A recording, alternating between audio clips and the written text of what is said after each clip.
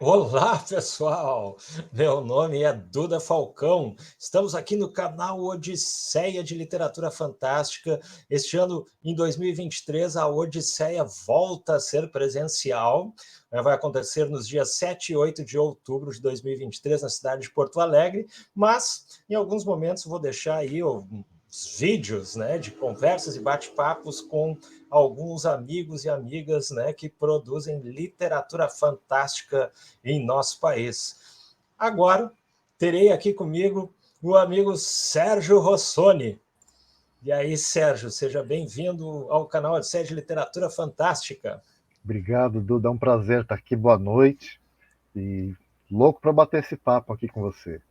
Ah, maravilha, cara. Olha, tá sendo ótimo aí conhecer o teu trabalho, né? Ali aí o teu livro mais recente, depois você vai falar dele, com um pouquinho de spoiler. Mas primeiro eu gostaria que tu falasse aí quem é o escritor Sérgio Rossoni, cara. Como é que tu iniciou a tua carreira? Falar um pouquinho do teu primeiro livro, teu primeiro romance. E sei também, na verdade, a tua área acadêmica surge também em função da literatura, desse teu gosto por escrever.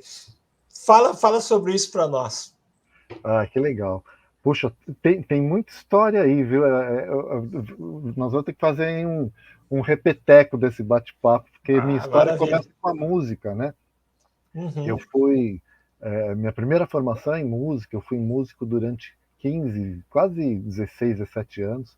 Tenho 4 CDs que foram gravados, na minha época ainda era CD, né? Hoje já não existe mais o CD. Mas a escrita e a paixão por quadrinhos é uma coisa que vem de moleque, né? Eu tenho 56 anos, então já muitos anos que eu sou vidrado, né? Na minha época não existia o termo geek. O grupo na escola era até meio colocado meio de lado, né? Eram os garotos meio esquisitos. Eu era dessa turma dos Os esquisitos, estranhos, os estranhos. que gostam de literatura e de música diferente. É, e, puxa, e a gente adorava fazer os próprios quadrinhos, escrever Uhum. roteiros, mas aí eu acabei indo para o lado da música também, fiz aí quase que uma carreira na música, e depois eu fui mordido pela psicanálise, né? Me tornei psicanalista e já estou há 17 anos trabalhando também com a psicanálise. Hoje em dia, eu posso dizer que, paralelo à escrita, eu trabalho com a psicanálise, com gestão de tempo, assuntos assim que eu acho bem interessante. E a escrita eu estreiei, eu posso dizer que o primeiro livro, né, meu primeiro romance, né, foi o Birman Flint, A Maldição do Kizar, né, que lançou pela Uhum. VEC. Eu comecei, na verdade, a escrever em 2012 esse livro, sem nenhuma pretensão, eu não sabia se ia ser um livro ou não, foi mais uma catarse mesmo, mais uma necessidade de botar para fora todos aqueles sentimentos artísticos que, na verdade, eu como músico não deixava fluir, porque eu tinha muito esse critério de me dedicar muito, não podia ser uma coisa e outra, né? Ou seja, essa é uma longa história que a terapia me ajudou a ser uma coisa e outra, não ou, né? Mas e. E Somos aí, muitos, né? somos muitos, é. E hoje eu vejo que assim, eu não saberia ser uma coisa só. Então, Uhum. eu acho uma grande arte lidar com a fantasia, escrever fantasia, escutar as pessoas, eu acho isso daí uma coisa fantástica, isso me atrai muito. Saber ouvir, né, e estar Uhum. junto das pessoas também é uma grande experiência fantástica também, né? Saber ouvir para a literatura é bem importante, né? É Escutar os bem importante, diálogos e tal, e a coisa de ser músico tem muito disso, né? A gente é muito precisa, disso. né, treinar o ouvido para escutar algumas. E que eu fiquei curioso, mas tocava que tipo de som, que tu gostava? Olha, eu sempre fui um amante de jazz, né? Eu tinha um quinteto Óbvio. durante Aham. esse tempo todo aí, um quinteto que me acompanhava, músicas autorais, inclusive, se você quiser, tá no Spotify, você Pô, pode vou digitar escutar. lá, Sérgio Rossoni, vai aparecer os CDs lá gravados, e espero que você goste. E, Legal.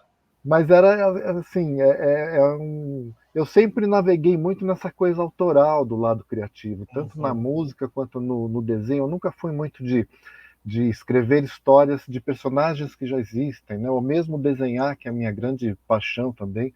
E o jazz tem muito de improvisação, né? Então, O jazz, talvez tu aí na total, literatura também, né? também, total. E aí, quando chegou 2013, eu comecei a tirar da gaveta uma série de ideias que, como eu te falei, eu não saberia que ia ser um romance, mas eu comecei a escrever isso até como um exercício de escrita mesmo. E aí, inicialmente, tinha pensado em fazer um livro infantil, usando animais antropomorfizados. E no terceiro capítulo eu descobri que eu não saberia nunca escrever um livro infantil, porque o livro foi tomando uma outra cara, eu falei, não, peraí, não é esse lado. E aí eu comecei a escrever uma história baseada nos autores e personagens que eu gosto, por Dashiell Hammett, ou seja, eu sou um fã de literatura policial. E eu comecei a pensar muito nessa questão de escrever um crime fiction, né, como se fala, um livro diferente do livro policial, mas um livro de crimes, né, e que tivessem animais. A questão do animal antropomorfizado tem uma grande importância. Assim, eu sou um grande defensor da causa animal. Tanto eu quanto a minha esposa, a gente ajuda muitas ONGs, a gente recolhe animais de rua. E eu costumo falar, eu sou pai de hoje 4 felinos, né? Não tenho filhos humanos, tenho filhos felinos. E Aqui em casa é assim também. é assim, e a gente assim, é uma paixão mesmo, assim, a gente convive, quem convive com esses animais tem uma experiência muito rica, né? E foi por conta dessa minha paixão, dessa minha questão com eles, que eu comecei a pensar nos animais como personagens. Foi quase que uma homenagem minha a esses bichos que precisam tanto da gente, né? E que infelizmente nem todo mundo tem essa sensibilidade, essa visão. E aí eu comecei a criar, lógico que eu sou apaixonado por gatos, né? E criei esse personagem que é o Birman Flint, que é uma espécie de detetive, meio jornalista. Aí vem as minhas influências também das aventuras de Tintin e Corto Maltese. E eu criei esse personagem dentro de uma história meio policial, meio história de crime, mas que já tinha esse viés histórico, né? Eu sempre fui muito apaixonado por história e comecei a estudar a história russa, a história dos Romanov, né? E aí adaptei para o livro Ron Romanovich, né, o Czar, né, baseado nos Romanov. E aí essa minha paixão por história me fez levar o que seria um livro infantil, passando para um livro policial com um teor mais jovem, adulto, para uma pegada histórica. E aí eu criei esse mundo do Birman Flint, que é um mundo semelhante ao nosso, no início da década,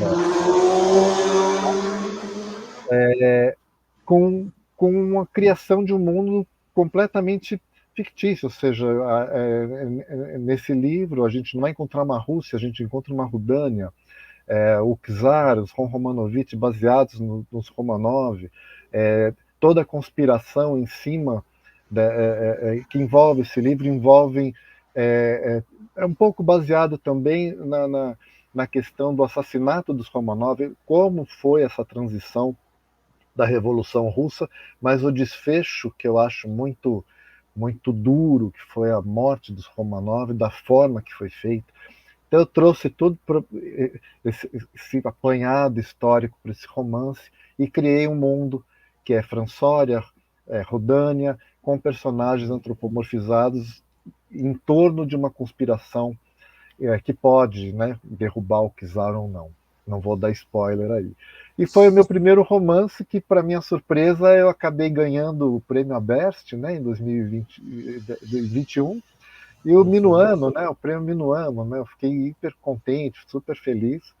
E seguindo essa linha, já nessa fase, 2021, eu já estava começando a escrever meu segundo romance, que não tem nada a ver com o Birman Flint, que aí tem um viés mais histórico mesmo, com seres humanos, que é o romance que em breve a VEC vai estar lançando, que você teve o, Olha, eu o tive a honra de ler aí esse. você Olha, vai teve um ser papel outro sucesso, hein? fundamental, Gostei muito. você teve um papel fundamental como editor, né, me dando dicas e preciosas e o romance O Olho de Gibraltar, que é um romance que, na verdade, eu falo para as pessoas que me levou a querer fazer uma graduação de história mesmo. Uhum. Eu fiquei 3 anos pesquisando sobre esse tema, o norte da África, a colonização, a divisão da África, as crises no Marrocos. Me chama muito a atenção o período que antecede a Primeira Guerra Mundial, né? Assim, as teias que foram construídas. Eu acho isso daí fantástico, entrar entender esse universo, entender o que estava acontecendo ali, até como historiador, né, falando, não nem só como romancista, mas eu tinha muita curiosidade e vibrava com esse tema, né? Falar, pô, como essa teia foi se construindo. Se o Birman Flint tem esse lance do crime, do policial, da investigação, como tu falou, esse tem um viés um pouquinho diferente, que é o da espionagem. Tá próximo, Tá né, mas tem próximo, uma outra pegada, assim, tem outra diferente. pegada, é verdade, tem outra, que é uma outra linha que eu sou apaixonado, né? Assim, a questão da Uhum. espionagem. Eu adoro romances históricos, sempre gostei muito, romance, filme histórico, Isso se manteve, né, nas duas obras, não a teve nas questão duas obras. histórica, né, claro, né, no primeiro, no Birman Flint, tem essa coisa do histórico misturado com uma fantasia, né, que parece um universo até alternativo, né, se a gente pensar em termos de, Exatamente. de literatura fantástica, né, mas que eu acho uma escolha muito boa dos personagens antropomórficos, né, e mesmo assim não perde esse caráter da história, né, a Não gente quer perde. conhecer mais, eu acho que até de certa forma, intensifica, né, essa vontade que a gente tem de saber sobre o contexto histórico. Né? Bom, mas você pode Sim. continuar falando aí do Olho de Gibraltar? E o Olho de Gibraltar, assim, foi um trampolim para mim, né? Como eu te falei, me levou para a faculdade. Eu acabei mergulhando nesse tema. Foi o meu trabalho de conclusão esse tema, né? Então eu estava muito inserido, né, no deserto, no Maghreb, no Marrocos, nas questões que dividiam, né, a África de uma maneira cruel, né, que Uhum. foi toda essa. E aí nasceu esse esboço que eu já estava no final do Birman Flint, já tinha essa ideia em escrever um romance que tivesse mais esse viés de espionagem com seres humanos num cenário completamente diferente, né, para o deserto praticamente, e algo que me desafiava a entender esse processo e conhecer esse deserto sem nunca ter pisado lá, que é uma coisa extremamente difícil. Então foi muito tempo de pesquisa que eu ainda estou pesquisando, porque eu estou já começando o esboço para uma continuação do Olho de Gibraltar, né? Sim, sim, sim. É perceptível, mas mesmo tu deixando um ganchinho ali, porque pode continuar, porque tem personagem, a história ela se fecha, então isso é Se super fecha. importante, né? Se tu É, quisesse escolher uma continuação aí no período entre guerras, na Segunda Guerra Mundial, com é. um personagem, né? Tu Com certeza. conseguiria, né? Vai, Daria, né? Com né? certeza. Assim, para quem, por exemplo, eu sou apaixonado pela obra do Hugo Pratt, né? Para quem lê Corto Maltese, por exemplo, a gente vê isso muito claro, né? As histórias são fechadas, mas elas têm uma linha temporal, né? Uma Uhum. continuidade. Eu sou tenho uma tendência como leitor a ler livros com histórias fechadas. Eu nunca tive Uhum. muito essa paciência de ler trilogia e 4 livros, sempre foi uma coisa mais difícil para mim. Quando eu pensei no Olho de Gibraltar e também no Birman Flint, eu sempre pensei em algo fechado, o Uhum. que não impede, é o que você falou, não impede de ter De uma usar o continuação personagem de novo, né? de Claro. novo, talvez uns anos mais à frente, agora no meio da Primeira Guerra Mundial, enfim. Mas são coisas que eu tô até uma notícia de primeira mão, que aí tem um pouco o dedo do Arthur, né? Eu, nesse meio tempo que eu acabei o Olho de Gibraltar e estava nesse processo, aguardando a posição também da VEC, eu Uhum. fiz um roteiro que seria um roteiro para uma HQ que antecede o Olho de Gibraltar, uma prequela, onde eu mostro a Uhum. amizade de 2 dos personagens principais, você já conhece, o DJ Uhum. Lacombe e o Benjamin Young, como eles se conheceram. E Tá por legal. conta do Arthur ficar me espetando, pô, faz você, eu estou assinando a arte também, estou desenhando essa Olha, HQ massa. e assinando o roteiro. Mas isso muito para o futuro, porque um HQ Porque demora, hein? Demora fazer o roteiro e ainda desenhar. demora. Mas eu estou me aventurando, é mais uma coisa que o olho de Gibraltar está me levando, né? Ah, que ótimo, cara, que ótimo. Fiquei super curioso já para ver a HQ também. Então, Ah, depois eu te vai mando umas funcionar. páginas que eu já tenho meio Oh, prontas, te mando para com você ver. certeza, quero ver. E outra coisa super interessante do livro, até brinquei contigo, né? Porque ali tem todas uma. Tem as máquinas voadoras, zeppelins e tal, né?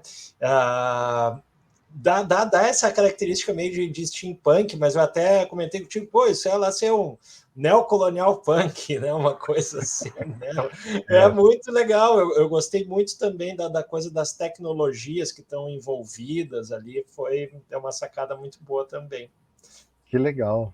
Eu gostei quando você falou neocolonial punk, falei, pô, tá aí, acho que ele definiu o que eu não. Eu sou péssimo para definir isso. Sim, é um steampunk, não é um steampunk, eu não tenho muito esse conceito na minha cabeça, por exemplo, que o Alexandre Meirelles, do Fantástico Curso, ele tem. Uhum. Eu vou colocando elementos que estão presentes na minha cultura como leitor e escritor. Então, dirigíveis é uma coisa que eu sou apaixonado, né? Assim, Muito, e muito legal. eles estão presentes no Birman Flint, aí eu não podia deixar de. Né? Embora também na Primeira Guerra Mundial isso fosse um fato, né? Sim. Londres, o primeiro bombardeio a Londres foi feito com zeppelins, mas lógico que acabou sendo uma tecnologia ultrapassada. Mas no livro eu acabei dando um retoque, né? Deu um Uma retoque, eles são maquiagem, super né? importantes ali, é bem Super legal. E importante. dá uma vida para aquela tecnologia do teu cenário. Então ficou Exato. super legal aí. Cara, e bom, assim, eu te disse, né, que a nossa conversa era mais curtinha, assim, mas era só para a gente bater um papo e apresentar um pouco o teu trabalho aí. De repente, né, numa próxima, depois que tu já tiver com o Olho de Gibraltar aí publicado, chegando os quadrinhos, a gente conversa de novo. Mas Poxa, quero te agradecer muito aí por a gente ter conversado, né? Sabe, dia 7, 8 de outubro tem Odisseia em Porto Alegre, vamos ver se tu pode vir aí, né? Tá, família. vários amigos, né, já estão dizendo que vem para cá, a gente vai fazer uma super festa aí. Puxa, vai ser um prazer. Eu já estou me programando para isso, para conhecer vocês pessoalmente. Muitos eu não, a maioria eu não conheço pessoalmente. E quem sabe já ter o livro na mão, né? E fazer o lançamento aí na Odisseia, né? Claro, claro, ó, o Arthur vai nos ver aqui e a gente vai conversar com ele. Vamos lá, vamos tentar já lançar na Odisseia. Tentaremos. Vamos escutar o Arthur, fala Arthur. Cara, muito obrigado, Sérgio. Um Eu que abração agradeço. aí para ti, né? Muito obrigado por acompanharem aí o canal e vamos nos falando. Qualquer coisa, Vamos. deixem mensagens aí. Até E foi, breve. e foi um prazer conhecer você e falar com você aqui à distância. Em breve tomaremos uma cerveja juntos. Ah, com certeza, com certeza. Pode Legal. contar com isso. Tá bom. Abração. Abraço. Tchau. Tchau.